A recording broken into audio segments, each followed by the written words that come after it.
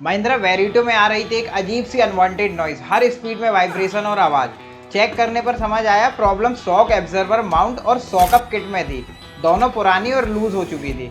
पुराने पार्ट्स निकाले और लगाए नई सॉकअप किट और माउंट हैवी ड्यूटी और बिल्कुल परफेक्शन फिटिंग के साथ। सारे नट बोल्ट प्रॉपर टॉर्क किए ताकि राइड हो बिल्कुल साइलेंट और सेफ। अब ना कोई वाइब्रेशन ना आवाज, कार हो गई बिल्कुल साइलेंट एंड स्मूथ। अगर आपकी भी कार दे रही है ऐसी सिग्नल तो तुरंत आइए ग्रंथि car Outlander workshop Eden Garden Lalipur Mandla में।